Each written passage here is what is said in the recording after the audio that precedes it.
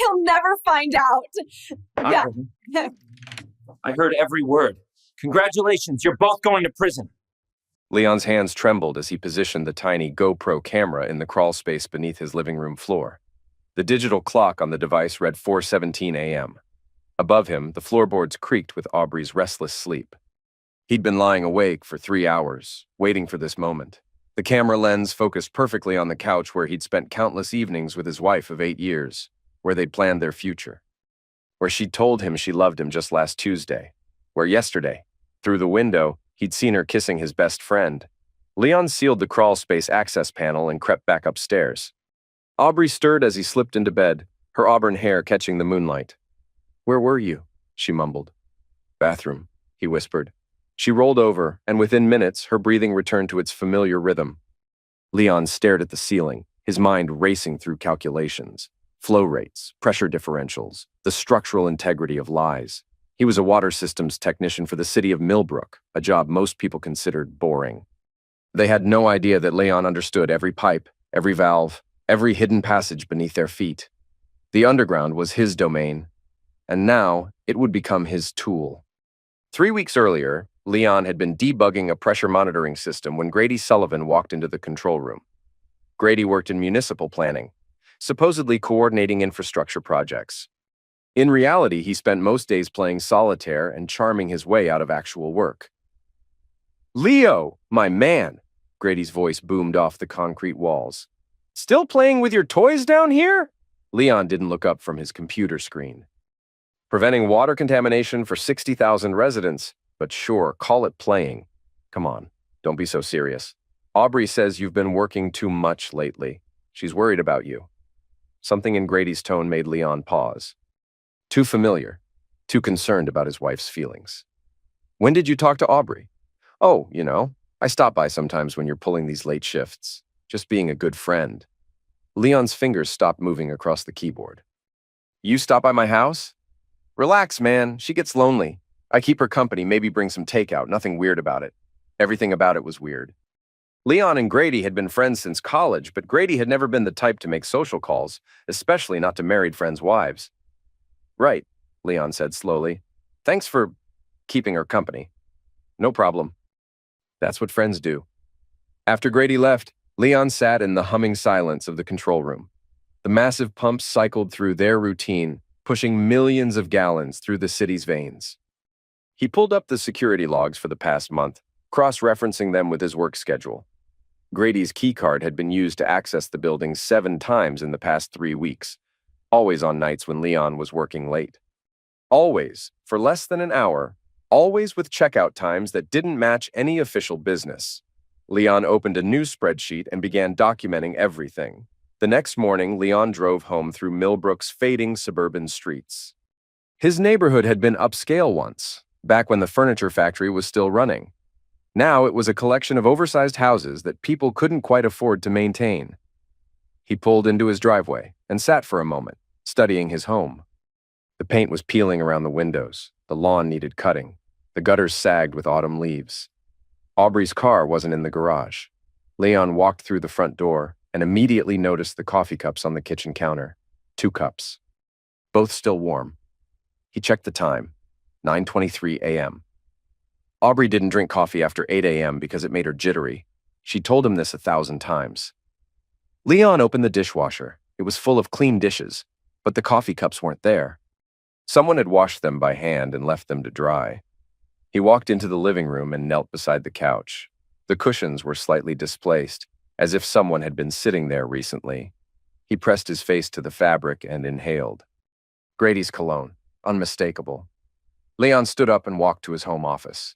His computer was still password protected, but the chair had been moved. The filing cabinet was closed, but the lock was turned to the wrong position. Someone had been searching through his things. Leon sat down at his desk and opened his laptop. He navigated to his personal email and began typing. Subject: Home security consultation. I need to discuss options for residential surveillance equipment. Discrete installation preferred. Available for immediate consultation. Regards, L. Rice.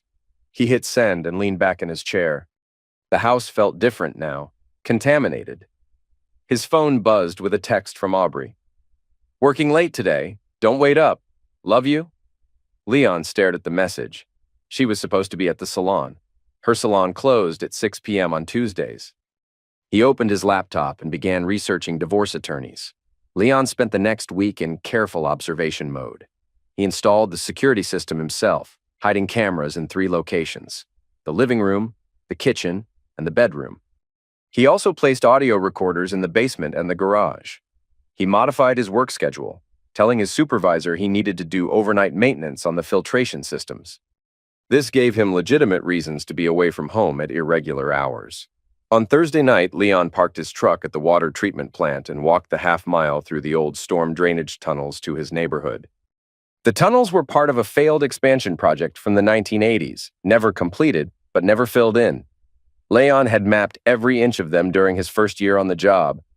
He emerged from a drainage outlet 3 blocks from his house and made his way through the shadows to his backyard. The motion sensors on his security system were disabled remotely. He slipped inside through the basement door. The house was quiet. Leon crept upstairs and checked the bedroom. Empty. Aubrey's car was gone. He went to his office and opened the laptop. The surveillance system had been recording for 6 hours. Leon fast-forwarded through the footage. At 7:43 p.m., Aubrey's car pulled into the driveway. She wasn't alone. Grady got out of the passenger seat, laughing at something she'd said.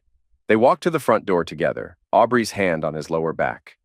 Leon's jaw tightened as he watched them enter his home. On the living room camera, he saw Aubrey pour 2 glasses of wine. His wine. The bottle he'd been saving for their anniversary. They sat on the couch, closer than friends should sit. Aubrey tucked her legs under her and leaned against Grady's shoulder. Leon's been so distant lately, she said. I don't think he even notices me anymore. His loss, Grady replied, stroking her hair. You deserve better than some basement-dwelling water boy. He's not that bad, he's just predictable, boring. When's the last time he surprised me with anything?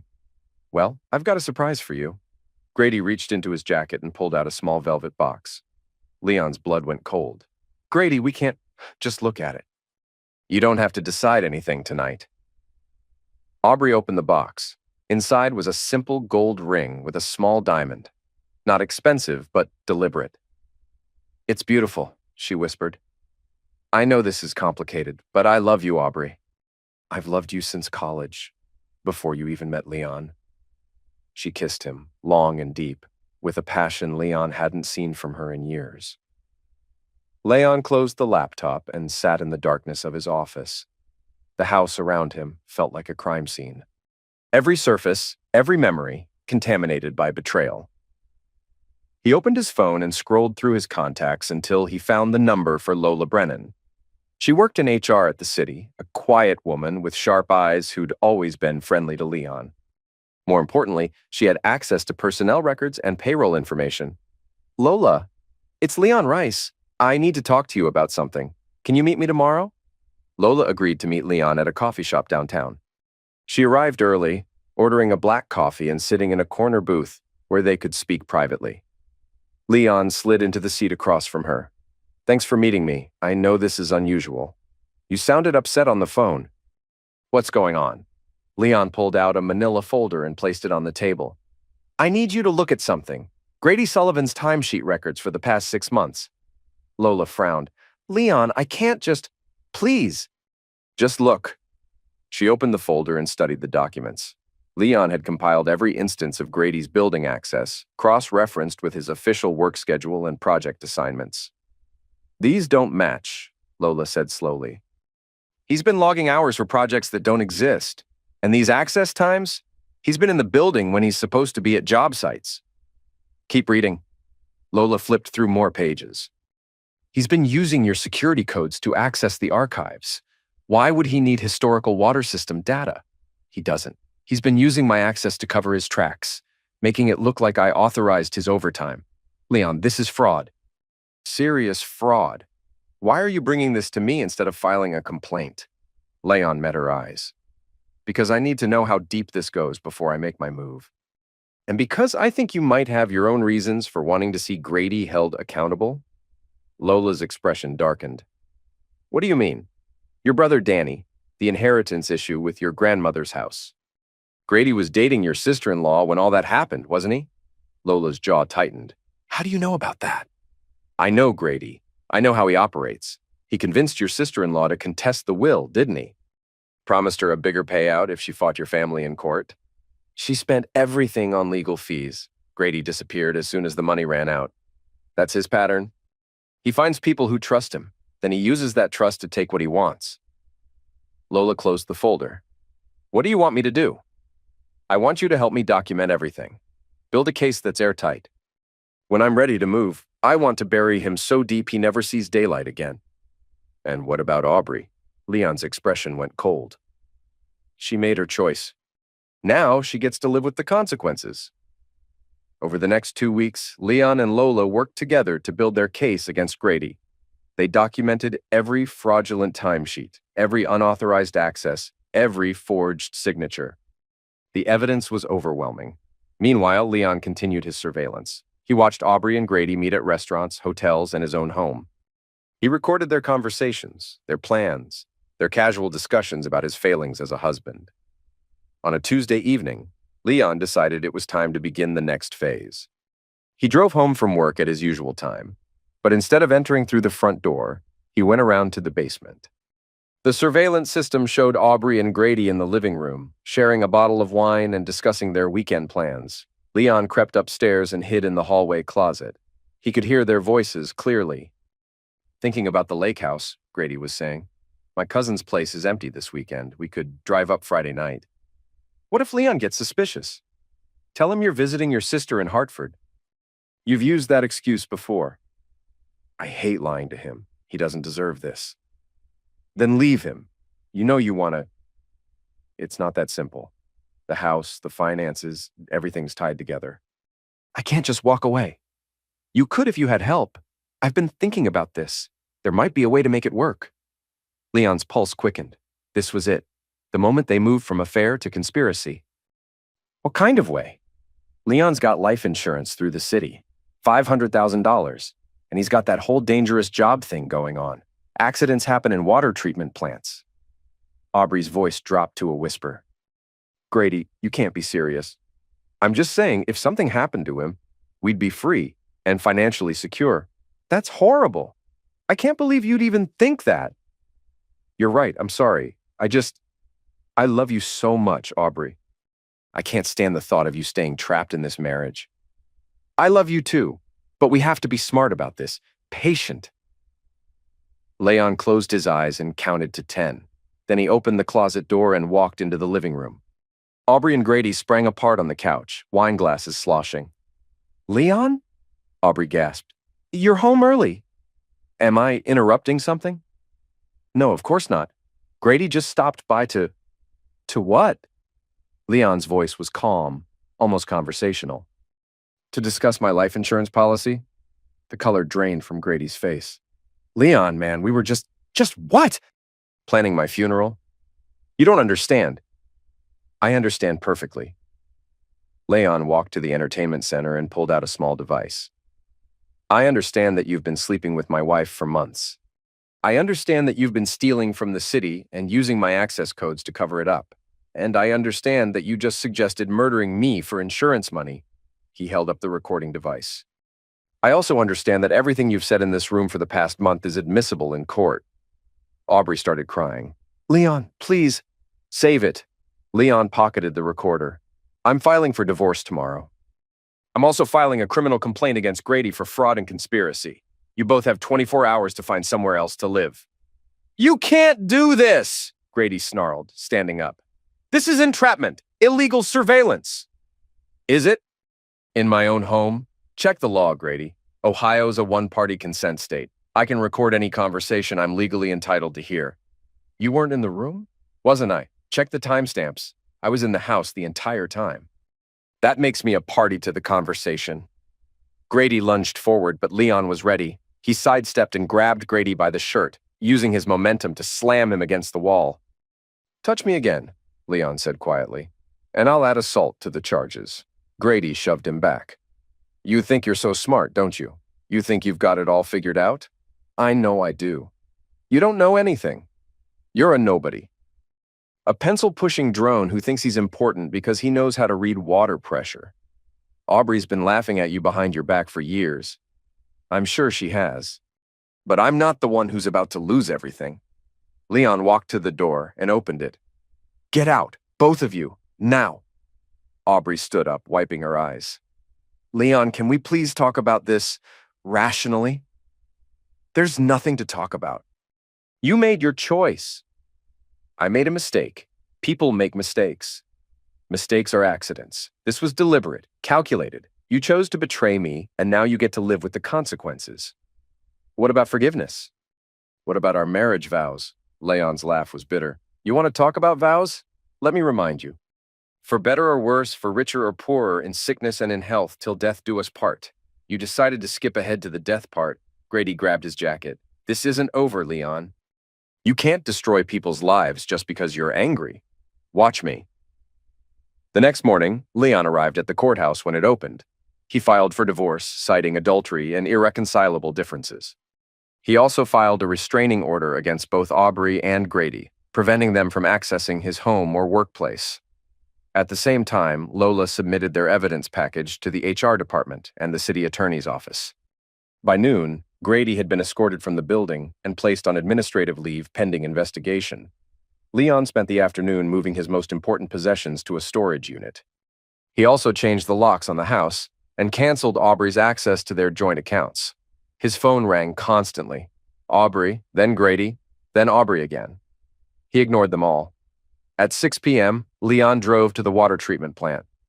He had legitimate work to do, but more importantly, he needed to prepare for the next phase of his plan. The old storm tunnels provided access to most of the city's underground infrastructure. Leon had been mapping them for years, documenting every connection, every abandoned section, every forgotten maintenance room. 3 blocks from his house, there was a room that had been sealed off in the 1990s when the tunnel project was canceled. Leon had discovered it during a routine inspection, but he'd never reported it. The space was perfect for his needs, dry, secure, and completely off the grid. Over the next week, Leon quietly moved equipment into the room. A desk, a chair, a filing cabinet. He ran an Ethernet cable through the tunnel system and set up a secure internet connection. He installed battery-powered LED lights and a small ventilation fan. It became his command center. From there, Leon coordinated his campaign of destruction. He worked with Lola to expose every aspect of Grady's fraud. They found evidence of kickbacks, falsified inspections, and unauthorized equipment purchases. The case grew bigger every day. Leon also hired a private investigator to document Aubrey's financial activities.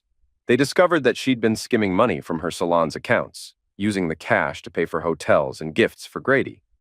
On Thursday evening, Leon received a call from his attorney. We've got a problem, the lawyer said. Aubrey's claiming she's pregnant. Leon sat down hard in his underground office chair. What? She filed a motion to delay the divorce proceedings. Claims she's carrying your child and needs time to consider her options. That's impossible. We haven't been intimate in months. Can you prove that? Leon thought about the surveillance footage. Yes, I can prove it. Good. Because if she's pregnant and it's not yours, that's another piece of evidence for the adultery case. But if it is yours, it's not. Trust me. Leon hung up and stared at the concrete wall. Aubrey was escalating, getting desperate. That made her dangerous. He needed to end this quickly. The divorce hearing was scheduled for the following Monday. Leon spent the weekend in his underground office, preparing his presentation. He'd compiled everything: financial records, surveillance footage, audio recordings, and witness testimony. On Monday morning, Leon arrived at the courthouse early. He wore his best suit and carried a briefcase full of evidence. Aubrey was already there with her attorney, a sharp-looking woman in an expensive dress. Grady was there too, sitting in the back row. He'd been fired from the city job, but the criminal charges were still pending. He looked haggard, defeated. Judge Matheson called the court to order. She was a no-nonsense woman in her 60s, known for her sharp legal mind and intolerance for games. This is a divorce proceeding for Leon and Aubrey Rice, the judge announced. Mr. Rice, you've filed for divorce on grounds of adultery. Present your evidence. Leon stood up and walked to the podium. Your Honor, I have extensive documentation of my wife's affair with Mr. Grady Sullivan, as well as evidence of financial misconduct by both parties. He began with the surveillance footage. The courtroom watched in silence as Aubrey and Grady kissed on the couch, planned their weekend getaways, and discussed Leon's life insurance policy. Aubrey's attorney objected repeatedly, but Judge Matheson overruled her each time. The evidence was legally obtained and directly relevant to the case. Next, Leon presented the financial records. He showed how Aubrey had been stealing from her salon to fund the affair, and how Grady had been defrauding the city to supplement his income. "Your Honor," Leon said, "the defendant has systematically betrayed the trust of our marriage, violated her fiduciary duties as a business owner, and conspired with her lover to commit fraud against the city government. She has also made threats against my life, as documented in the audio recordings." Judge Matheson reviewed the evidence. "Mrs. Rice, how do you respond to these allegations?" Aubrey's attorney stood up. "Your Honor, my client acknowledges that she made mistakes in her marriage. However, she is currently pregnant with Mr. Rice's child, and we believe that reconciliation is possible if—" "Objection," Leon interrupted. "The defendant is not pregnant with my child. I have medical evidence to prove it." Leon handed a document to the bailiff. "This is a paternity test result, obtained through court order. The child is not mine." The judge reviewed the document. "Mrs. Rice, is this accurate?" Aubrey broke down crying. "Yes, Your Honor, the baby is Grady's." A murmur went through the courtroom. Judge Matheson banged her gavel. "Based on the evidence presented, I find that the defendant has committed adultery and engaged in fraudulent financial conduct. The divorce is granted. Mr. Rice will retain ownership of the marital home and all associated assets. Mrs. Rice will receive no alimony. Custody of the unborn child is not applicable as Mr. Rice is not the biological father." The gavel came down with finality. Leon gathered his papers and walked toward the exit. Aubrey was sobbing at the defendant's table. Grady was nowhere to be seen. As Leon reached the courtroom door, Aubrey called out, "Leon, wait! Please!" He turned around. Her mascara was running, her hair disheveled. She looked broken. "I'm sorry," she whispered. "I'm so sorry. I know I don't deserve forgiveness, but—" "You're right," Leon said calmly. "You don't." He walked out of the courthouse and into the bright afternoon sun. It was over. 2 weeks later, Leon was working late at the water treatment plant when he heard footsteps in the tunnel. He looked up from his computer to see Grady emerging from the shadows. "Hello, Leon?" Grady looked terrible. His clothes were wrinkled, his face unshaven. He'd lost weight, and his eyes were bloodshot. "What do you want, Grady?" "I want to talk, man to man." "We have nothing to talk about." "I think we do." Grady stepped closer. "You destroyed my life. My career, my reputation, my future. All because you couldn't handle the fact that your wife didn't love you." "I destroyed your life? You did that yourself when you decided to steal from the city and sleep with my wife." "She came to me, Leon. She was lonely, neglected. You were so busy with your precious water systems that you couldn't see what was happening in your own home. So you decided to help yourself to what wasn't yours. I loved her. I still love her. Then why aren't you with her now?" Grady's face crumpled. "She won't talk to me. Says I ruined everything. Says it's my fault she lost the house, the business, everything. It is your fault. No, it's yours. You could have just divorced her quietly, taken your share and walked away, but you had to destroy us both." Leon stood up from his desk. "You tried to have me ended. That was just talk. Frustrated talk. I would never have actually—" "Bullcrap! You planted the idea in her head. You made her think about it. You're lucky I didn't press charges for conspiracy to commit murder." "Lucky?" Grady laughed bitterly. "You call this lucky? I lost everything, my job, my reputation, my future. I can't even get hired at McDonald's now. You should have thought about that before you betrayed me. I was your friend. Friends don't steal. Friends don't lie. Friends don't sleep with your wife and then plan your murder." Grady's face twisted with rage. "You self-righteous bastard! You think you're so perfect, don't you? You think you're the victim here? I am the victim. You're a cold, calculating, emotionless machine. No wonder Aubrey couldn't stand being married to you. Maybe. But I'm also the one who won." Grady lunged forward, swinging his fist at Leon's face. Leon ducked and grabbed Grady's wrist, twisting it behind his back and slamming him against the concrete wall. "Get off me!" You're trespassing on city property. You're in violation of the restraining order, and now you've assaulted me. Want to add to your legal troubles? Leon released him and stepped back. Grady rubbed his wrist, breathing hard. This isn't over, Grady said. Yes, it is. You're finished, Grady. Done. There's nothing left for you here. I'll rebuild. I'll start over somewhere else. With what?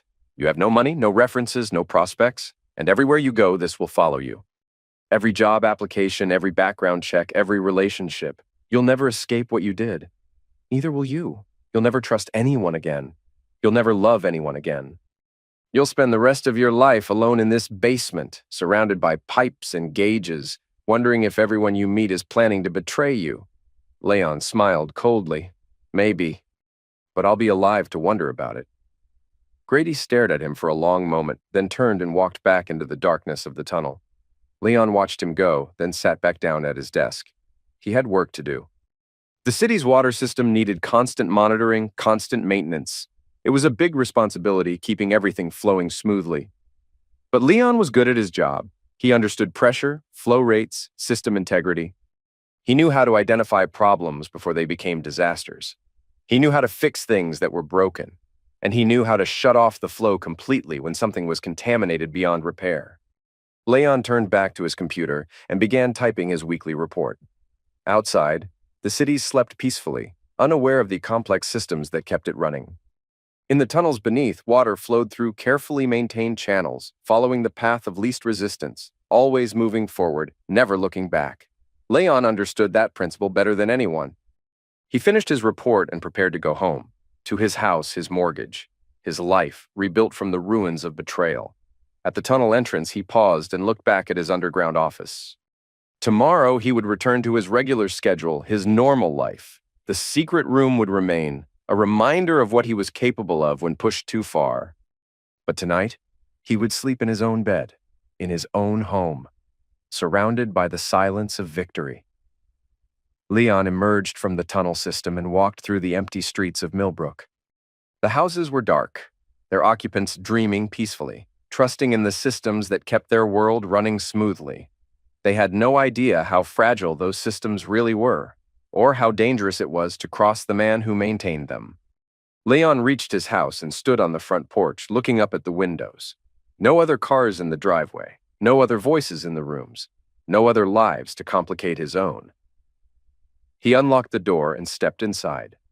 The silence was perfect.